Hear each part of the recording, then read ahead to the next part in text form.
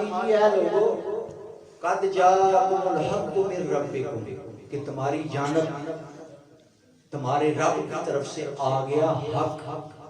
جس طرح وہ ابھی نقیب محفل بتا رہے تھے نا حق حق کے نعرے لگوا رہے تھے تو اللہ نے فرمایا کہ تحقیق تمہاری جانب آ گیا رب کی جانب سے حق. تو یہاں حق سے کیا مراد ہے؟ مفسرین اکرام نے لکھا کہ یہاں حق سے مراد یا اسلام ہے یا قرآن ہے یا رسول اللہ کی ذات ہے. تین چیزیں بیان فرمائی. فرمایا کہ یہاں حق سے مراد یا اسلام ہے یا قرآن ہے یا رسول اللہ کی ذات ہے. اور آپ اندازہ فرمائیں پورا قرآن پڑھیں, پورے قرآن کے اندر ان تین چیزوں کی حفاظت کا ذمہ خود رب نے لیا ہے.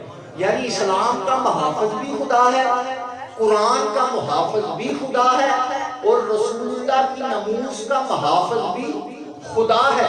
یعنی قرآن کا محافظ خدا, اسلام کا محافظ خدا, رسول اللہ کا محافظ خدا.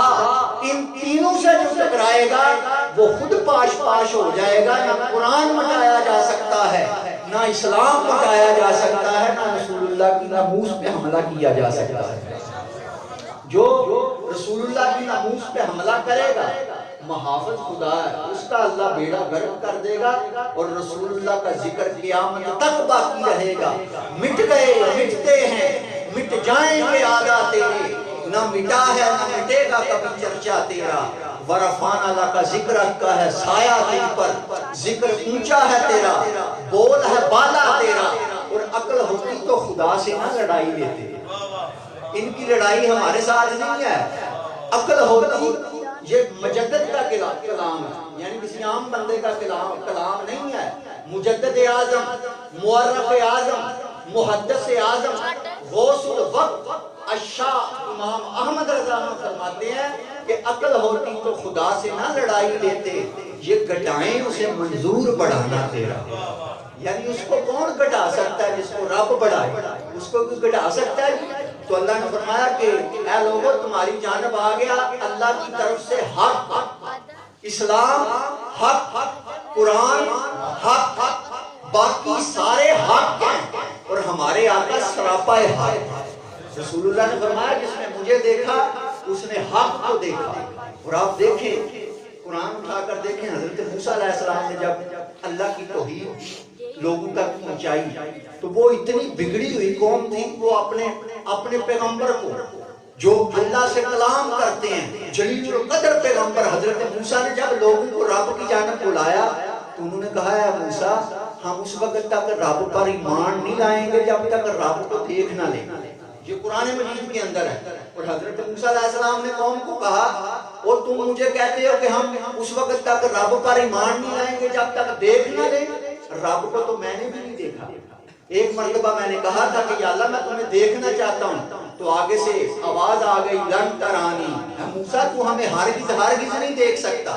اب حضرت موسیٰ کہہ رہے ہیں کہ میں نے رب کو نہیں دیکھا اور قوم کہہ رہی ہے کہ اس وقت تک ہم نے ماننا ہی نہیں جب تک دیکھ نہ لیں. اور ادھر ہمارے آقا جو حق ہیں رسول اللہ معراج کر کے جب واپس آئے تو آپ نے صحابہ کو فرمایا صحابہ رائے تو ربی فی احسن صورت, صحابہ جہاں میں نے جنت کا مشاہدہ کیا, جہاں میں نے جہنم کا مشاہدہ کیا, جہاں میں نے حور و غلمان کا جو ہے وہ مشاہدہ کیا, جہاں میں نے جنت کی نعمتوں کا مشاہدہ کیا, صحابہ جہاں میں نے پوری کائنات کو دیکھا ہے وہاں پر رب نے پردہ ہٹا کر اپنا جلوہ بھی مجھے دکھایا ہے. رائے تو ربی فی احسن صورت, صحابہ میں نے اپنے رب کو بڑی اچھی صورت میں دیکھا ہے. آپ تاریخ اٹھا کر دیکھیں, آپ حدیث اٹھا کر دیکھیں, اور میرا یہ چیلنج ہے کہ کوئی ایک صحابی کے بارے میں بتا دیں کہ جب رسول اللہ نے کہا کہ صحابہ میں نے رب کو دیکھا ہے تو کسی نے اٹھ کے کہا ہو کہ یا رسول اللہ ہم نے بھی دیکھنا ہے, یا اللہ وہ رب ہمیں بھی دکھاؤ. صحابہ نے نہیں کہا, کیوں؟ صحابہ کا عقیدہ تھا کہ یا رسول اللہ آپ کو دیکھا خدا کو دیکھا. یا رسول اللہ جو آپ کو دیکھ لیتا ہے دیکھنے والے کہا کرتے ہیں اللہ اللہ, یاد آتا ہے خدا دیکھ لے صورت تیری. یا رسول اللہ جس نے آپ کو دیکھا اس نے حق کو دیکھا. اور صحابہ تو کہتے ہیں یا رسول اللہ اگر آپ ایک ہی معجزہ لے کر نہ آتے کا چہرہ ہی بتاتا ہے کہ جس رب نے اس چہرے کو بنایا ہے وہ رب بھی ہو سکتا ہے اور وہ سچا رب ہے۔ تو برادران اسلام آپ اندازہ فرمائیں صحابہ کی عظمت کا۔ آج کیوں لوگ قیامت تک صحابہ کی درد راہ تک بھی نہیں پہنچ سکتے؟ جس طرح کا کردار، جس طرح کی محبت صحابہ نے کیا رسول اللہ کے ساتھ وہ دوسرا نہیں کر سکا۔ اب قیامت تک اس طرح کے عاشق جو ہیں وہ دنیا میں پیدا نہیں ہوں گے جو رسول اللہ کے صحابہ تھے۔ تو اللہ نے فرمایا کیا لوگوں تمہاری جانب آ گیا حق، یعنی باقی سارے حق ہیں، رسول اللہ سراپا حق ہیں، باقی سارے مومن ہیں، رسول اللہ ایمان ہے، بلکہ کہنے دیجئے رسول اللہ ایمان کی جان ہے، اللہ کی سرتابہ قدم شان ہے، یہ انسان ہی انسان، وہ انسان ہے، یہ قرآن تو بتاتا ہے ایمان انہیں، اور ایمان یہ کہتا ہے میری جان ہے۔ باقی سارے مومن ہیں، رسول اللہ ایمان ہے، باقی سارے عارف ہیں، رسول اللہ عرفان ہے، باقی سارے عالم ہیں، اور رسول اللہ سراپا علم ہے۔ علم کس چیز کا نام ہے جی؟ علم کا معنی ہوتا ہے جاننا۔ کس کو جاننا؟ رسول اللہ کو جاننا، یعنی جو جتنا رسول اللہ کو جانتا وہ اتنا بڑا عالم ہے، اور جو جتنا رسول اللہ سے دور ہے وہ اتنا بڑا جاہل ہے۔ ابو جہل وہ تو مکے کا بہت بڑا چودھری تھا، اور اس کو ابو الحکم کہتے تھے لوگ، حکمتوں کا باپ ابو جہل سردار تھا، عمر بن حشام اس کا نام تھا، لیکن جب رسول اللہ سے دور ہوا ابو جہل بن گیا۔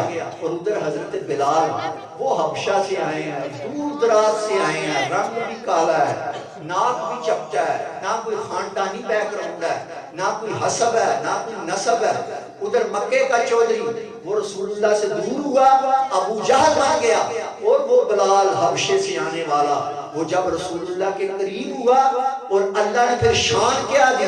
حضرت عمر کے زمانے میں آپ نے وفات پائی ہے، اور جب آپ کی وفات ہوئی کسی نے آ کے مسجد نبوی میں حضرت عمر کو اطلاع دی، اس نے آ کے کہا کہ قد مات بلال، کہ بلال فوت ہو گئے ہیں۔ حضرت عمر رضی اللہ تعالیٰ عنہ کی آہیں نکلی، آپ نے فرمایا اور یوں نہ کہو کہ قد مات بلال، بلکہ یوں کہو قد مات سیدنا بلال، کہ آج ہمارے سردار بلال فوت ہو گئے۔ تو آپ مجھے بتائیں ذرا یہ مقام کس نے عطا فرمایا؟ یہ مقام کیسے ملا؟ کیونکہ وہ رسول اللہ کے قریب ہو گئے۔ باقی سارے عالم ہیں، رسول اللہ سراپا علم ہے۔ علم دنیا کے کسی کونے میں، کتاب کے کسی گوشے میں بھی جو علم نظر آتا ہے وہ میرے آقا کے جسم مقدس سے پھوٹتی ہوئی کرنیں ہیں، یعنی جو رسول اللہ کو جانتا ہے وہ اتنا بڑا عالم ہے، اور جو رسول اللہ سے دور ہے وہ اتنا بڑا جاہل ہے۔ اب مجھے بتائیں کہ صحابہ اکرام نے کسی یونیورسٹی میں تعلیم حاصل کی ہے؟ وہ پوری دنیا پوری امت کے قائد ہیں، قیامت تک کے آنے والی امت کے وہ قائد ہیں، انہوں نے علم کہاں سے حاصل کیا؟ اور صفا جو چبوترا تھا اس کا نصاب کیا تھا؟ آج ہمارے مدرسے ہیں، یہاں کئی علماء اکرام بیٹھے ہیں، حفاظ جو مدارس میں پڑھتے پڑھاتے ہیں، تو ہر مدرسے کا ایک نصاب ہوتا ہے، ہر سکول کا ایک نصاب ہوتا ہے، ہر یونیورسٹی کا ایک نصاب ہوتا ہے۔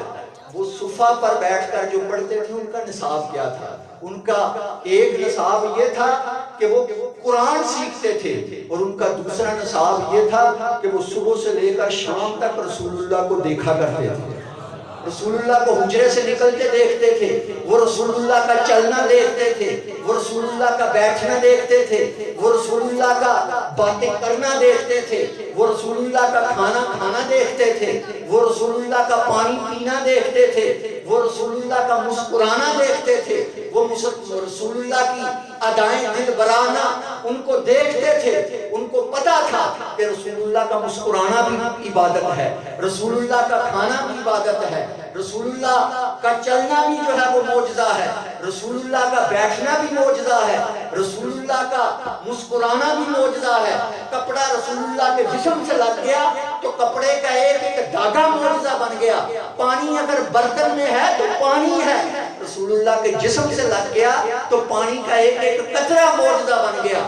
قرآن اللہ کی کتاب، رسول اللہ کا معجزہ، بیت اللہ اللہ کا گھر، رسول اللہ کا معجزہ۔ باقی سارے پیغمبر معجزے لے کر آئے، لیکن جب ہمارے آقا آئے تو سر سے لے کر پاؤں تک معجزہ بن کر آئے۔ تو آپ اندازہ